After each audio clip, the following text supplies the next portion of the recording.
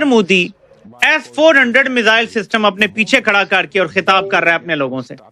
और अब आपको ताज़ा तरीन खबर दें। ऑपरेशन बुनियान मरसूस में मुसल्लह अफवाज के 11 जवानों ने जामे शहादत नोश किया, 78 जख्मी हुए। भारतीय वहशियाना हमलों के नतीजे में 40 शहरी शहीद हुए। हमलों में 121 मासूम शहरी जख्मी हुए और जख्मियों में 10 खवातीन और 27 बच्चे शामिल थे। ऑपरेशन बुनियान मरसूस में मुसल्लह अफवाज के 11 जवानों ने जामे शहादत नोश किया और 78 जख्मी हुए। जब पाकिस्तान के 9 शहरों के अंदर हमले किए जाएंगे तो पाकिस्तान जवाब कैसे नहीं दे सकता। पाकिस्तान की इतनी बड़ी फौज, 250 मिलियन का मुल्क, हम कोई भूटान नहीं हैं, हम नेपाल नहीं हैं, हम श्रीलंका नहीं हैं, हम पापुआ न्यू गिनी नहीं हैं, हम पाकिस्तान हैं। हम भारत की बर्तरी को, भारत का जो रोल है एज ए पुलिसमैन, उसको नहीं मानते। इस पे क्लैरिटी होनी चाहिए भारत को। हम इक्वालिटी चाहते हैं, बराबरी।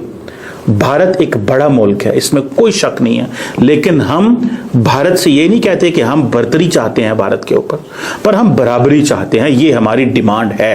ऐसे नहीं बना था हमारा प्यारा वतन पाकिस्तान कि हमें ये पंगा नहीं करना चाहिए था। उनकी जो स्ट्रेंथ है वो उनकी इकोनॉमी है। खौफ मुझे इस बात का है कि अब मोदी क्या करेगा इसके बारे में किसी को आइडिया नहीं। और अपने लोगों, बल्कि मैं आपको ये दिखा देता हूँ, इसकी तस्वीर दिखाता हूँ आपको।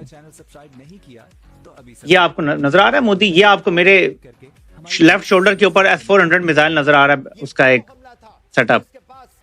ये हमने दावा किया कि हमने ये 2 तबाह किए हैं। उधमपुर की बेस पे जाके ये खिताब कर रहा है और देखें, दुनिया को दिखाने के लिए पीछे अपने S-400 खड़ा किया और हमने इसी बेस पे S-400 की तबाही का दावा किया।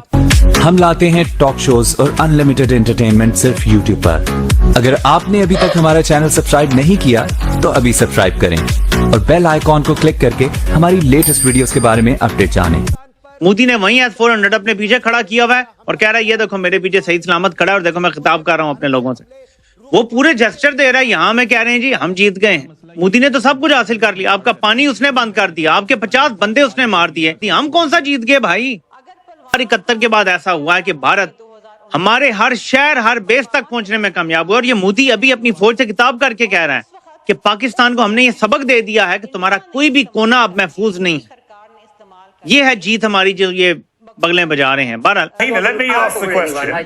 Hina, let me ask the question. Hina, do you accept that they are a terrorist group, and do you accept that they have been operating with impunity in Pakistan?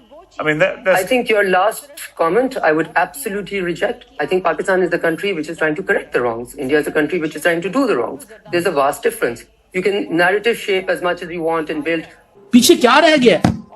आपके घर के अंदर उन्होंने हमला किया है और पाकिस्तान में आप कहते हैं हमने बात। मोदी साहब कामयाब है भाई, वो 100% कामयाब है।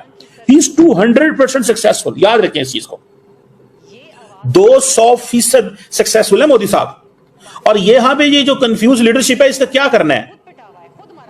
इस कंफ्यूज लीडरशिप का हमने क्या करना है? आई डोंट नो, मुझे नहीं पता इस कंफ्यूज लीडरशिप का क्या करना है या ये कंफ्यूज लीडरशिप क्या करेगी। मैं आई हैव नो आइडिया। ठीक है ना जनाब।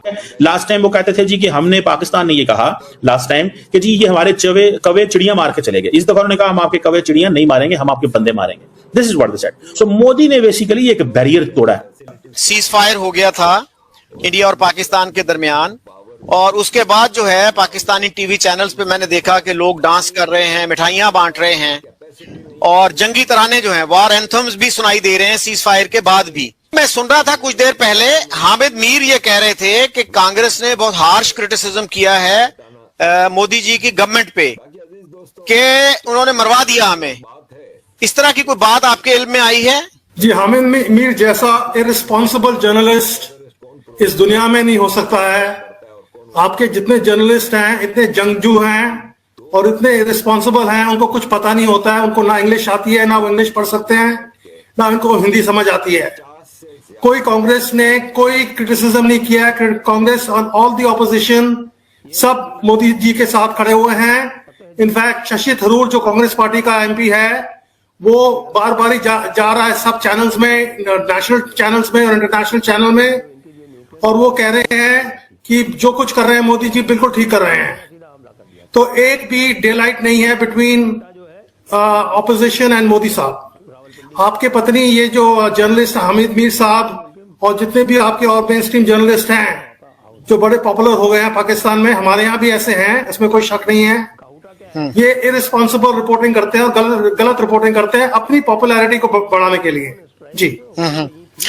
अच्छा वसीम, आप कैसे देख रहे हैं, आपको क्या लग रहा है कि ये जो सीज फायर है, will it lead to something better, lasting peace जिसको कहते हैं, और जो पीस एक्टिविस्ट हैं उनको क्या करना चाहिए इन हालात में? मसलन मैं आपके साथ शेयर करूं कि 4-5 दिन पहले मैंने इस स्ट्राइक से पहले एक ईमेल लिखा था नॉर्वेजियन प्राइम मिनिस्टर को, और यहाँ पे जो एम्बेसडर हैं उनको भी एक रिमाइंडर दिया कि प्लीज इसको फॉलो अप कीजिए।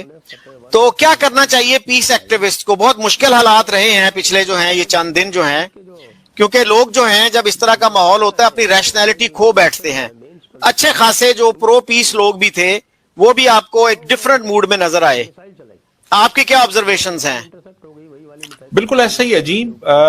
हमारे बहुत से दोस्त जो बड़े लिबरल वैसे हमें नजर आते रहे और ह्यूमनिस्ट्स और बड़े प्रोग्रेसिव, वो तो जंगजू बन गए, वो तो वॉर मॉन्गर बन गए। उन्होंने तो नारे लगाने शुरू कर दिए और इतनी एक अजीबोगरीब सूरत हाल थी कि वो लोग जिनको हम बड़ा रैशनल समझते थे उन्होंने इंतहाई इर्रेशनल और इर्रिस्पॉन्सिबल बिहेवियर का मुजाहरा किया, और सूरत हाल इतनी गंभीर हो चुकी थी कि अगर आप पीस की बात करें और अगर आप कोई रैशनल बात करें तो आपको गद्दार ठहराया जा रहा था कि यार ये किस तरह की बातें कर रहा है, यहाँ पे ये जो फ्रेंजी है ये इसमें शामिल क्यों नहीं हुआ, ये किस तरह की बातें कर रहा है, इसकी बातें तो बिल्कुल आउट ऑफ ट्यून है। इस वक्त जो एक स्ट्रेन चल रही है मीडिया पे मुल्क के अंदर जो कुछ भी है, तो ये भी उसी तरह एक जिहादी बन जाए और जिहादियों की तरह नारे मारना शुरू कर दे। तो ये तो मैंने वाज़ेह तौर पे ऑब्जर्व किया, और मैंने अपने सोशल मीडिया से बहुत से लोगों को ब्लॉक किया इस वजह से कि उन्होंने मुझे टारगेट करना शुरू कर दिया था कि यार ये बंदा इस तरह की बातें क्यों कर रहा है। अब रैशनल बातें करने की गुंजाइश खत्म हो गई थी और लोग जिहादी बन गए थे, पहली चीज। अच्छा, अब आपने कहा कि क्या करना चाहिए, तो मेरा ख्याल है हम लोग तो चूंकि इन्फ्लुएंसर हैं तो हमें इस चीज को यानी पीस को प्रमोट करना चाहिए, और दोनों मुल्कों के जो अवाम हैं उनको सेंसिटाइज करना चाहिए कि पीस के बेनिफिट्स क्या हैं और जंग के नुकसानात क्या हैं। तो हम तो ये अपना रोल प्ले कर सकते हैं एज इन्फ्लुएंसर्स और एज ओपिनियन मेकर्स। इसके अलावा तो मेरा ख्याल नहीं है कि कोई और हमारे पास कोई ऐसी पावर्स हैं कि हम कुछ कर सकते। लेकिन भारत हमें दबाना चाहता है, ये पाकिस्तान कहता है हम नहीं मानते। भारत ने एक नई चीज आज शुरू की है, मैं ये पढ़ रहा हूं कि इंडिया ने फॉर्मली अपने जो रूल्स ऑफ एंगेजमेंट है पाकिस्तान के ऊपर वो मॉडिफाई कर लिए हैं। ये सबसे बड़ी ब्रेकिंग न्यूज है as if we are speaking. वो कहते हैं कोई भी टेररिस्ट का जो हमला है वो जो हमला है एक्ट ऑफ वॉर कंसिडर होगा और उसका जो रिस्पॉन्स है वो दिया जाएगा। This is what is coming from the Indian government. This is what is coming from Indian government. ये इंडियन गवर्नमेंट की तरफ से चीज आ रही है कि अगर कश्मीर के अंदर कोई हमला होता है या इंडिया के किसी इलाके के अंदर हमला होता है तो वो कहते हैं कि ये पाकिस्तान के खिलाफ एक्ट ऑफ वॉर होगा। तो आपको ये वीडियो कैसा लगा कमेंट बॉक्स में जरूर लिखिए। इस वीडियो को लाइक कीजिए, शेयर कीजिए, सब्सक्राइब करना ना भूलिए आपके चैनल EFC.Z को। तो मिलते हैं अगली वीडियो में। जय हिंद।